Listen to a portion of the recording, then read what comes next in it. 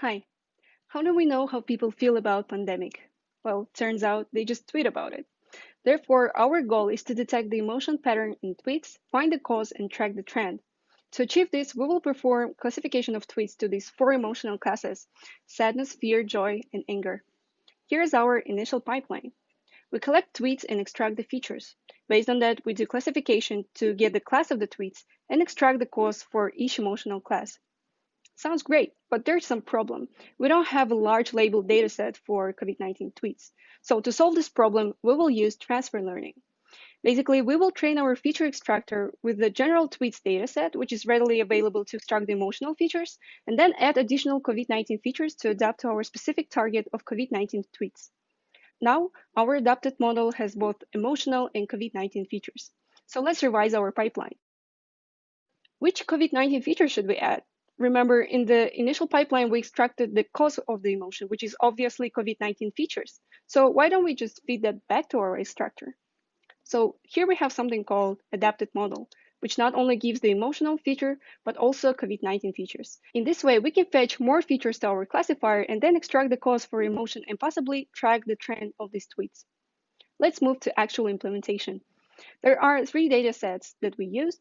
Target COVID-19 dataset from Kaggle. The model is trained on emotion labeled tweet dataset and validated on manually labeled mini dataset. For feature extraction, we represent each tweet by bag of words model.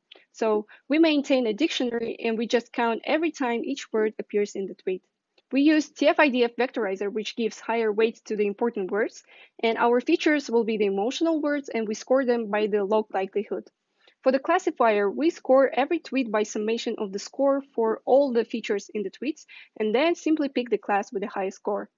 To extract the cause, we find the most frequent words for each class, vectorize them by word2vec, and group them into clusters of cause by k-mean clustering based on Euclidean distance of the word vectors.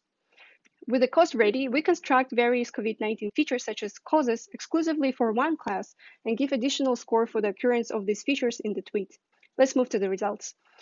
Here are the word cloud for the sadness features. You can see that words like unhappy, depressing, or lost really stands out, and features for other classes are quite expressive as well.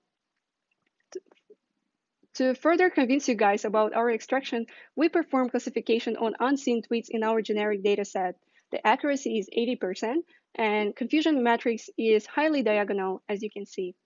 It also performs well on our prepared COVID-19 mini dataset. The performance bumps from 83 to 84, suggesting that the feedback successfully adds some useful features. This graph shows emotional patterns over time. You clearly see that anger dominates over other emotions and fear comes next. Here are some top tweets as an example. Remember, one of our goals is tracking the trend. Therefore, we perform similar classification on news titles, as we expect that anger in the news also gets the first place. Interestingly, from April 6 to 12, the level of anger reaches its peak. So let's have a closer look at this news. Turns out that they touch privacy problems during coronavirus tracking, and it can give us a clue about the origin of anger. Finally, the cause for those emotions. Looking at word clusters for anger, you can see this cluster right here is related to government response, and this cluster is about quarantine. Other analyses were also performed on other emotional classes.